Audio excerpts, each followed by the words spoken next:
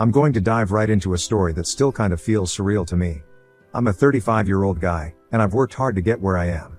I'm work at a pretty big company, and I've always been the kind of guy who believes in building a stable life. I met my ex-fiancée, Amanda, at a mutual friend's wedding about 3 years ago. Amanda is 32 and worked as a marketing executive at the time. We hit it off almost immediately. She was outgoing, charming, and seemed to have her life together. For the first 2 years, our relationship felt like a dream. We were compatible in so many ways, shared common interests, and our friends even joked that we were relationship goals. About 6 months ago, I proposed to her, and she said yes. It felt like everything was falling into place. We started planning our wedding, and Amanda moved into my house a year ago. It wasn't a mansion, but it was a decent place I'd worked hard to buy. I was excited about building a future together. About 2 months ago, out of the blue, Amanda told me she wanted to break off the engagement. I remember standing there, completely blindsided, as she explained that she felt trapped and not ready for marriage. To say I was heartbroken would be an understatement. I tried to understand where she was coming from and asked her if there was anything we could do to work through her doubts. Maybe we could postpone the wedding, give her some more time to feel comfortable. But Amanda was firm. She didn't want to get married, not to me, not to anyone right now. She said she needed time to find herself. Whatever that meant, it was clear she was done. I was devastated, but I knew that if she didn't want to be with me, there was no point in dragging it out. The relationship was over, and I had to accept that. But the next step seemed pretty straightforward to me. If she didn't want to be with me, she had to move out. I mean, it was my house, after all. When I asked Amanda to move out, I tried to be as gentle as possible, given the circumstances. I gave her a 30-day notice, figuring that would be more than enough time for her to find a new place. But instead of agreeing to it, she flat out refused to leave. I couldn't believe what I was hearing. She claimed that she had nowhere to go and no money saved up. This shocked me because, as far as I knew, she was doing fine financially. We'd never had issues splitting expenses, and she made a decent salary. But then she confessed that she had quit her job a few weeks ago without telling me. She said she'd been feeling overwhelmed and needed a break. The money she had saved up? Well, she'd already spent most of it on shopping sprees and spontaneous trips with her friends. I was floored. How could she have hidden something so significant from me? I asked her why she didn't tell me sooner, why she kept this all to herself, but she didn't have a straight answer. She just said she was figuring things out and didn't want to stress me out. But now, she was expecting me to let her stay in my house indefinitely while she got her life together. I couldn't believe the audacity. As you can imagine, things started to go downhill pretty fast after that. Amanda became increasingly difficult to live with. She started inviting her friends over all the time, turning our home into a non-stop party zone. I'd come home from work, exhausted, only to find the living room filled with people I didn't even know. They'd be drinking, making a mess, and acting like they owned the place. When I confronted Amanda about it, she brushed me off, saying that she needed to unwind and that her friends were just helping her through a tough time. But it didn't stop there. She stopped doing any household chores, dishes piled up, laundry was left scattered everywhere, and the place was constantly a mess. It was like living with a rebellious teenager rather than a grown-ass woman. I felt like a stranger in my own home. A few weeks into this nightmare, I accidentally stumbled upon something. Amanda had left her phone on the kitchen counter while she was in the shower, and it kept buzzing with notifications. Normally, I wouldn't snoop, but something in my gut told me to check it out. And boy, am I glad, or maybe not so glad, that I did. I unlocked her phone and found a bunch of messages between her and one of her coworkers, let's call him Eric. The messages were, well, let's just say they were anything but platonic. As I scrolled through the conversation, it became clear that Amanda had been cheating on me with Eric for months. They had been meeting up behind my back, and she had even been planning to leave me once she had enough money saved up. The realization hit me like a ton of bricks. Here I was, trying to be understanding and giving her space, while she was sneaking around with someone else. I thought back to all the times I'd asked her if something was wrong, all the times I tried to make things work, and all the while, she was lying to my face. That night, I confronted Amanda about what I'd found. I laid out everything, the messages, the cheating. I expected some sort of remorse, maybe an apology, or at least an explanation. But instead, Amanda just looked at me, completely unfazed. She didn't deny it. In fact, she seemed almost relieved that I knew. She told me she had been unhappy for months and that our relationship had become boring. She said Eric made her feel alive again, and she didn't regret what she'd done. I was stunned. How could she be so cold, so unapologetic? I was done playing nice. I told her she had 48 hours to move out or I'd take legal action. I wasn't going to let her walk all over me anymore. The moment I gave her that ultimatum, something in her snapped.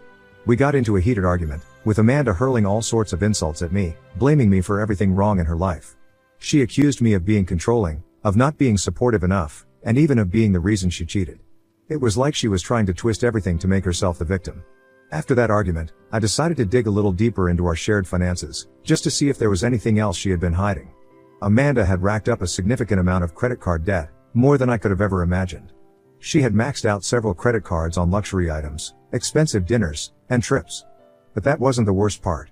She had also been using my credit cards without my permission. I found charges for things I didn't recognize, high-end clothing stores, fancy restaurants, and even a weekend getaway that I definitely wasn't invited to. She had been living it up at my expense, all while pretending that everything was fine between us. I was furious. I confronted her about the unauthorized charges, and she didn't even try to deny it. She just shrugged and said she figured I wouldn't notice. I couldn't believe the audacity. At that point, it was clear that she had no respect for me or the life we had built together. The next day, while I was at work, she decided to retaliate in the most immature way possible. When I came home, I was greeted by a scene that looked like it was straight out of a horror movie. The house was trashed. Furniture was overturned, the walls were covered in graffiti, and valuable items were missing. She had even taken some of my family heirlooms, things that were irreplaceable. There were nasty messages written on the walls in what I assumed was permanent marker, calling me every name under the sun. It was like she had gone out of her way to hurt me in every way possible. I was beyond angry, but more than that, I was hurt. How could someone I had loved and trusted turn into this vindictive person? I knew I couldn't let this go. Amanda had crossed a line, and I wasn't going to let her get away with it. I filed a police report for theft and property damage the next day. I also contacted a lawyer to begin the eviction process.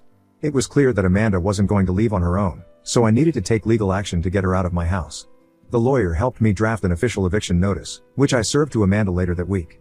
She was furious when she received it, but at that point, I didn't care. I was done playing nice.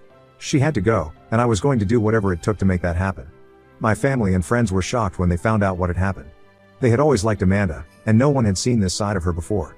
My parents were incredibly supportive, offering to help me clean up the mess she had left behind and even offering me a place to stay while I sorted everything out. It was comforting to know that I wasn't alone in this, but it didn't make the situation any less painful. I had trusted Amanda, and she had betrayed me in the worst way possible. After receiving the eviction notice, Amanda tried to change her tune. She started begging me to reconsider, saying that she had made a mistake and that she wanted to work things out.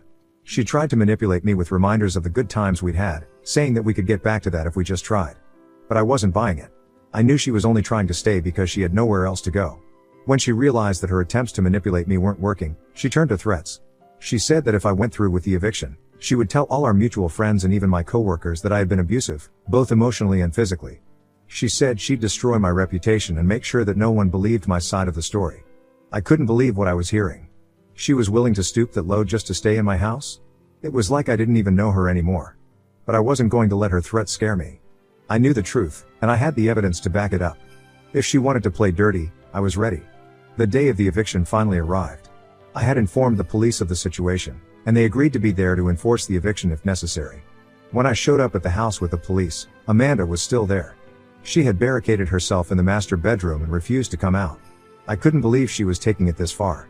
The police knocked on the door and told her that she needed to leave, but she started screaming and crying, saying that she was going to hurt herself if they made her go. It was a nightmare. She was causing a scene, making all sorts of accusations against me, trying to make me look like the bad guy. The police had to call in a mental health professional to assess the situation, and eventually, they were able to convince Amanda to come out of the room. She was escorted out of the house, still screaming and crying, but at least she was finally gone. After Amanda was finally out of my house, I changed the locks and installed a security system. I wasn't taking any chances. The house was in bad shape, and I had a lot of work to do to get it back to normal.